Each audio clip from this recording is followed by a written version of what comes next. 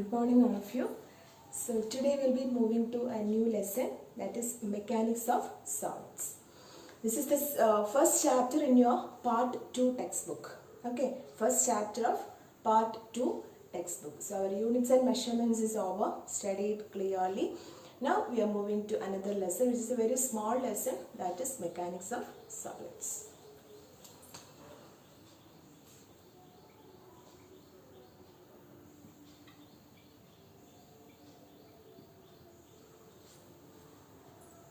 So solids is a common term for you. You have been studying from your smaller classes. What are solids? You know. As solids are having definite shape and volume, isn't it? And this solids, you know, inside the solids the atoms and molecules are there and they are closely packed, isn't it? The characteristics of solids you have studied. And in this chapter, what we are going to discuss is when we are applying certain force to solids, when we are applying an external force to solids, what will happen to its size or what will happen to its shape, like lengthwise, volume-wise, what will happen? Okay, that is what we are discussing mainly throughout the chapter. Understand? Solids. Now we are applying external force to solids, then what will happen to these solids? How will they change? Understand? So that is what we are going to discuss. So let us start the chapter. That is, first of all, we want to study certain terms. And the first term is elasticity. Okay, what is the term? Elasticity.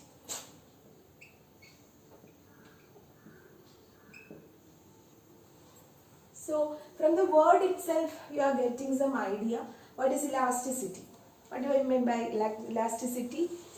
That is, when I apply a force to a particular solid. Okay, in this chapter we are discussing only with solids.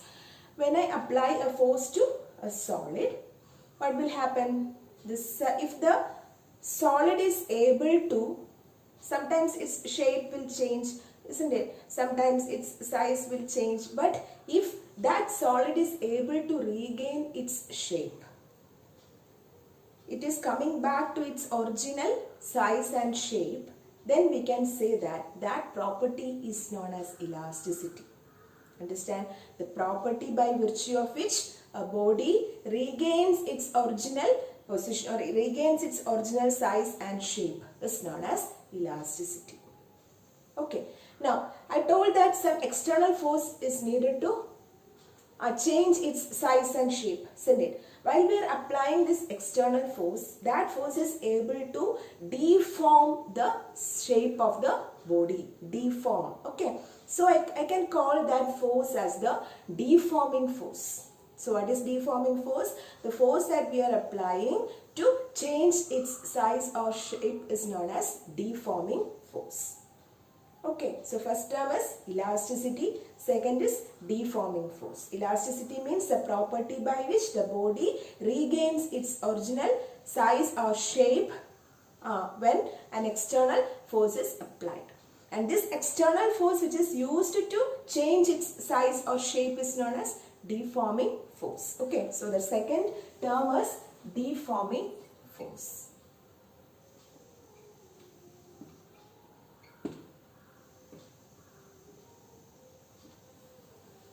So when we are applying deforming force, the body develops a force and it is known as restoring force. Okay, don't get confused. Just understand the meaning of the words. Okay, when you are applying a deforming force, the body will develop a force known as restoring force. For what it is developing a force, restoring force? It is to come back to its original position. Okay, so the body develops a restoring force and that restoring force helps it to come back to its original size or shape. Understand? So elasticity, deforming force, restoring force. These terms you need to understand. Okay, for example, if I am stretching a spring, actually, if the spring is in the original position, I am applying a force so that I can stretch it, isn't it? So force is applied to the spring so that the spring stretches. So there is a displacement from the original position, isn't it? And that when you are applying this force and when you are releasing the force, you release the spring, what will happen? It come back to its original position, isn't it? And that original position, how does it come back to its original position? As when you applied a deforming force, the spring develops a restoring force so that it come back to its original position. Understand? So now you understand. You can say the example of rubber band also. Rubber band, when you are stretching, what will happen? Its position will change, but when you release it, come back to its original position. So any body, if it is coming back to its original position, we can call it as an elastic body. Okay, now in certain cases, after a certain limit, the body is not able to come back to its original position. Okay, there are certain bodies which cannot come back to its original position. And that phenomenon with which the body is not able to come back to its original position is known as plasticity. Okay, what is the term? It is plasticity.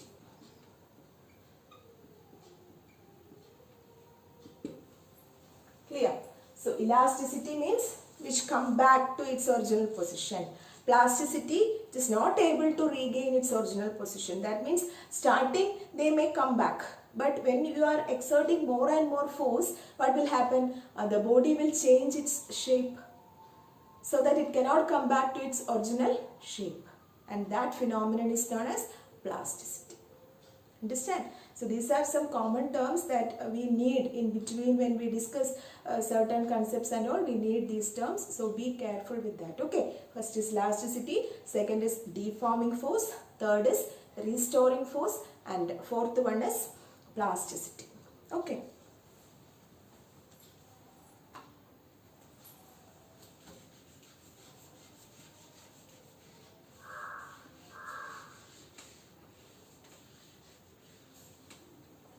Now the next new term is stress.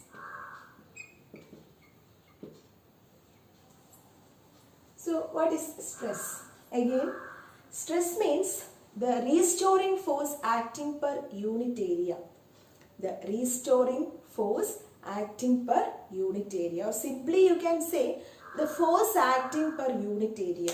Okay, if I am applying a force here, the perpendicular force acting per unit area is known as what? Stress of the body. Clear? So, the restoring force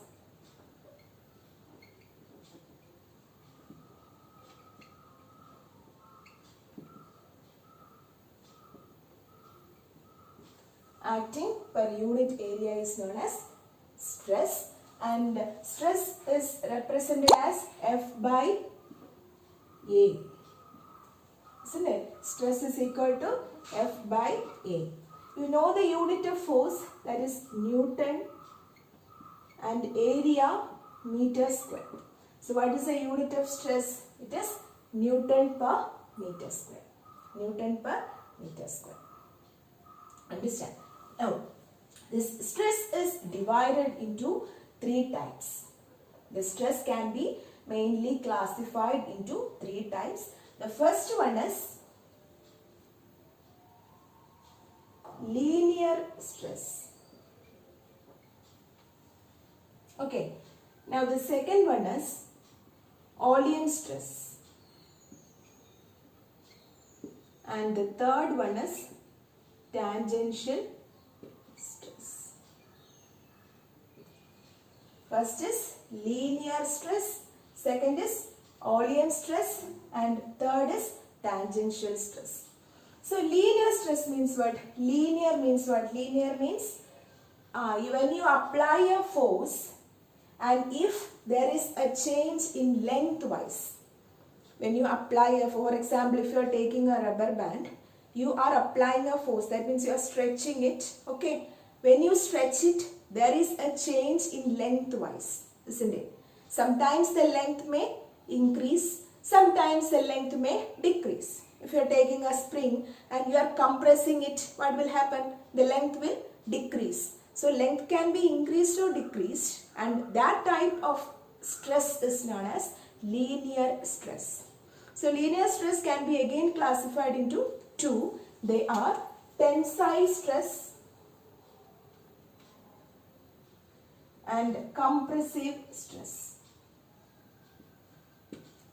Tensile stress and compressive stress, which means tensile means what? If the length is increasing. If the length is increasing, and compressive means the length is decreasing.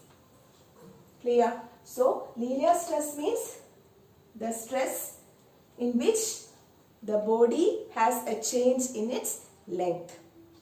Okay. Now it can be increased or decreased. Length can be increased or decreased, and increase in length will result in tensile stress and decrease in length will result in compressive stress. Clear? Now next is oleum stress. Oleum stress means change in oleum. When you are applying a force, so that if there is any change in oleum, we can call it as what? Oleum stress. And also tangential stress. Actually this tangential stress is deleted from your topic, but still you just want to know that. Tangential stress means if you are applying a force, like if this is your body. Okay. Now you are applying tangentially. You are applying a force tangentially over the surface. So this surface is fixed. This is like this. And if you are applying a tangential force here, tangential force over the surface. Tangential means you know. What will happen? This position will change and this will have a slight deviation. There is a small change in theta. Isn't it? If this is a fixed body, now the lower part is fixed. It is same. Upper part you are applying the force like this. Tangential force. Tangent you know. So when you apply a tangential force, there will be a small deviation in its angle. If this is theta, if this is forming an angle of theta, means this layer is moving a little bit to that side. So there is a small deviation in theta. Such type of stress is known as tangential stress. Understand? So stress means a restoring force acting per unit area, and its unit is Newton per meter square.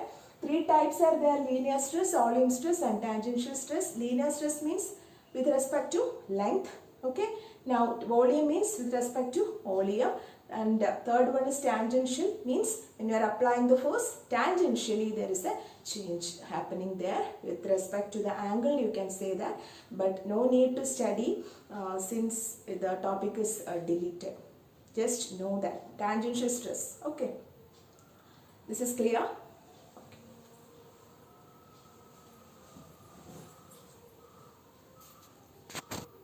Next we are going to discuss a new term, that is strain. Okay, so we have discussed stress, and now you have a clear-cut idea of what is stress. So what is stress? It is the restoring force acting per unit area. So when you apply a deforming force, the body will change its shape. Sometimes lengthwise, sometimes volume wise. So there will be a change, isn't it? So the change in the dimension with respect to original dimension is termed as strain. Understand? Sometimes it can be change in length with respect to original length, or change in volume with respect to original volume. Understand? Change in shape with respect to original shape. So you can say that it is the ratio of change in dimension to original dimension. So how can you write? Strain is the ratio of change in dimension to original dimension.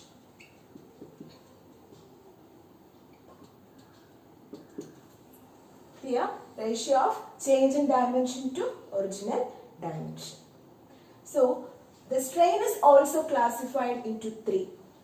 First one is longitudinal strain.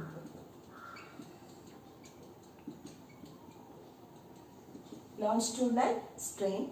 Second one is oleum strain. And the third one is tangential strain. This tangential strain can also be called as shear strain. Okay, shear strain. Clear? Now from the word itself, now you may be able to identify what is this longitudinal strain is. It can be the ratio of change in length to original length. Change in length to original length. For example, you have a rod. Okay.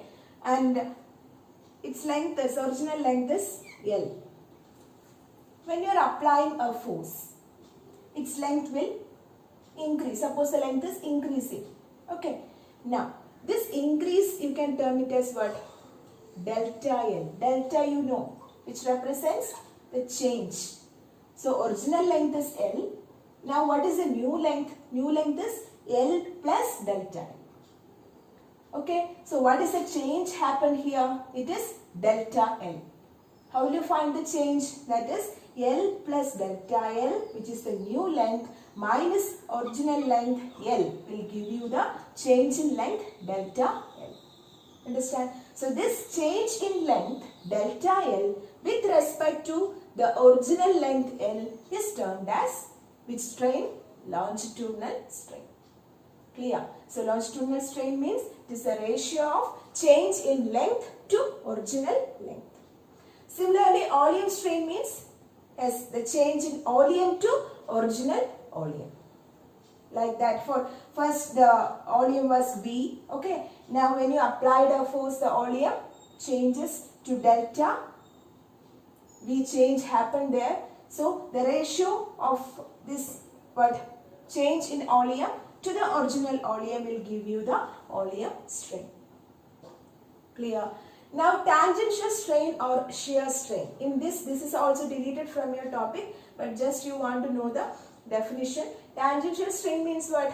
I already told that when you are applying a force tangentially, when you are applying a stress tangentially, even though its volume is not changing, its shape is getting changed, isn't it? And that type of strain, that is the change in shape with respect to the original shape, is termed as shearing strain or tangential strain. If there is a change happening in its shape, I can say that it is sheared, S-H-E-A-R-E-D. Okay, so this is known as tangential strain or shearing strain. So these are the three types of strain. Now you can see that it is actually a ratio. So what is a unit? Is there any unit for ratio? No. So strain has no unit. In 10th standard, you have studied a physical quantity, two physical quantities, which is having no unit. Do you remember that?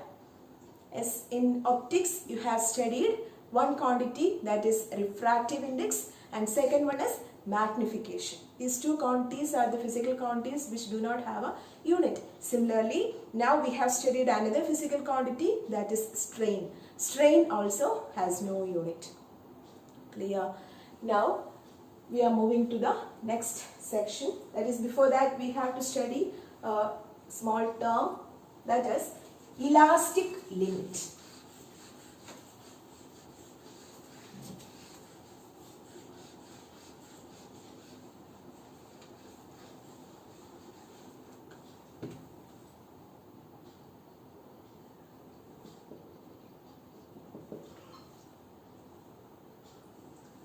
So what is elastic limit?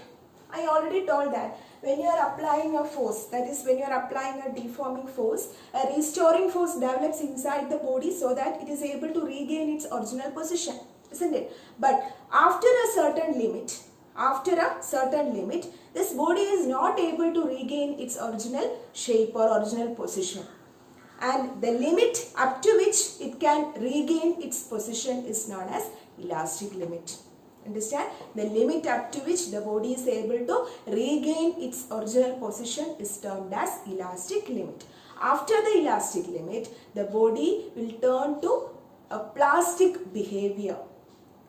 Up to elastic limit, which behavior? As elastic behavior. That means it can regain its shape. But after the elastic limit, the body will show plastic behavior. That means it cannot come back to its original position. Understand? So how can you define elastic limit? The limit up to which a body regains its original position.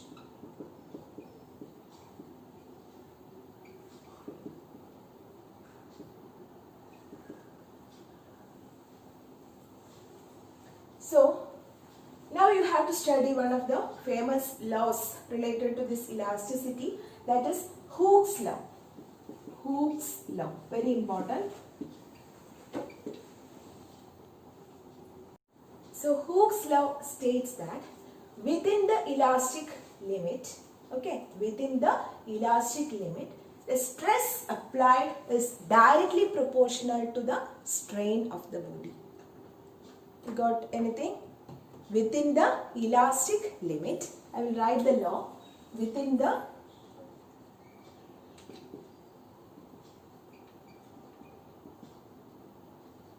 elastic limit, the stress is directly proportional to strain.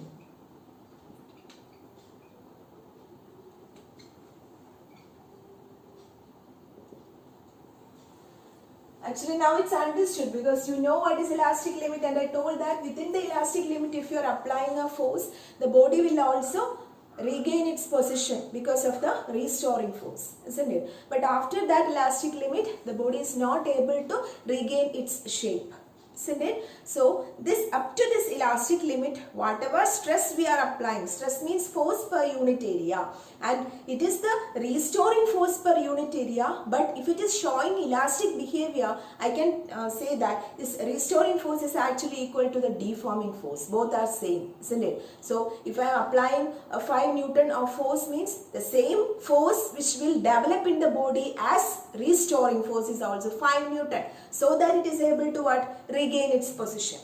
Understand? If after the limit, after the elastic limit, if I am applying the force, if I am increasing the force also, the body is not able to regain its shape. So up to the limit, if I apply a stress, according to that stress there is a strain happening in the body. So it is directly proportional. After the limit, sometimes if you apply small stress also, there is a large strain in the body. Sometimes large stress you are applying but very small strain in the body. So such variations will happen after the elastic limit. Up to elastic limit, stress is directly proportional to strain. Understand? So I can write stress is directly proportional to strain, or stress by strain is a constant.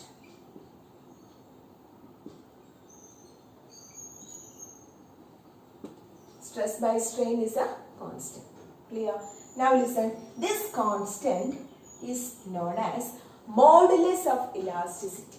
This constant is called modulus of elasticity. So stress by strain is a constant known as modulus of elasticity.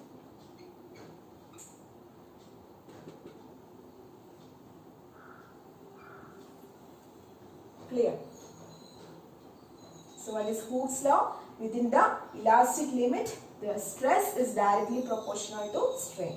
That is, stress by strain is a constant. And this constant is known as modulus of elasticity. So we have already studied different strain, stress, etc. So based on that, this modulus of elasticity is also classified into 3, and they are, first one is Young's modulus. First one is Young's modulus.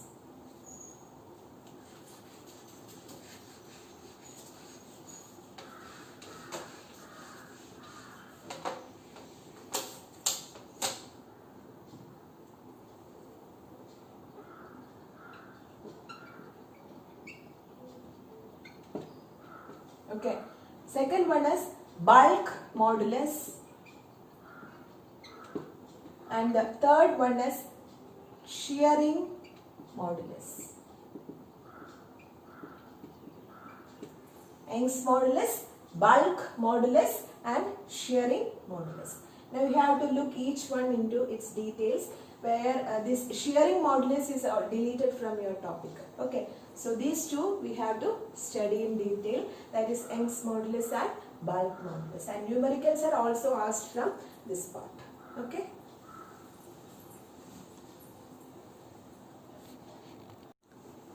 So now we will look into the details of Young's modulus. As I told, modulus of elasticity is the ratio of stress to strain. Depending upon the various stress and various strains, the modulus of elasticity is also classified into 3. Among them, the first one is Young's modulus. Okay. Now, let us consider a spring which is placed like this. Okay. Now, this is the actual length of the spring. Clear? You are applying a load here. Load means what? Weight. Weight here at the bottom. Then what will happen? This spring will elongate. Elongation happens. Isn't it? Stretch.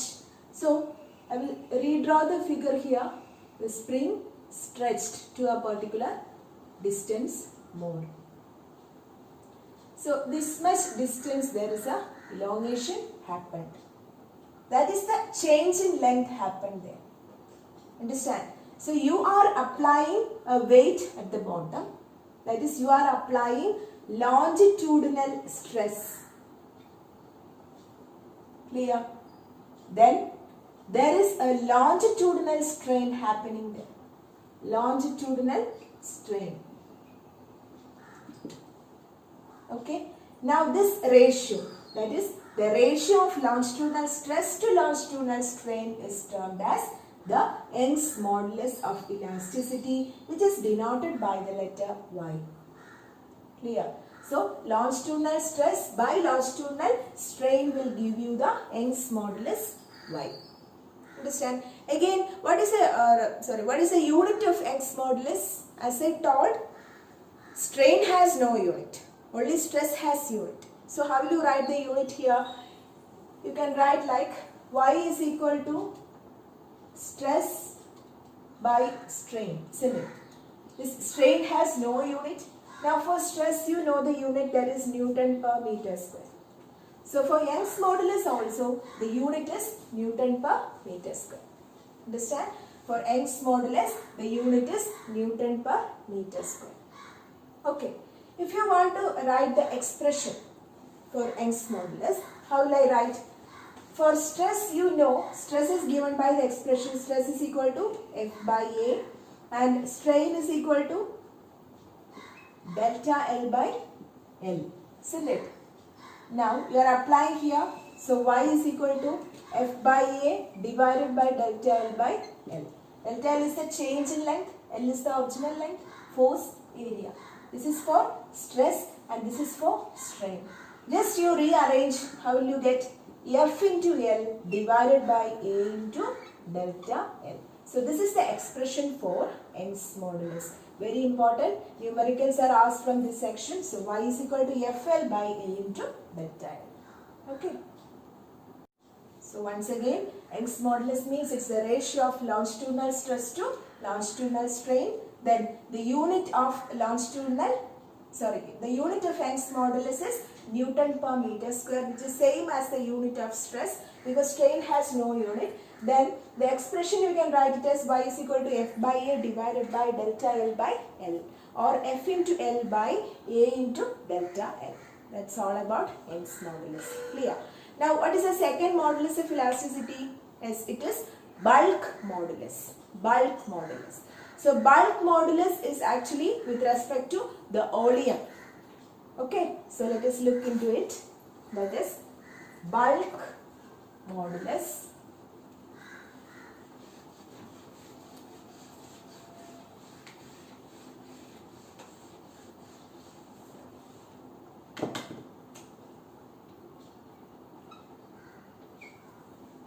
Okay, so I have a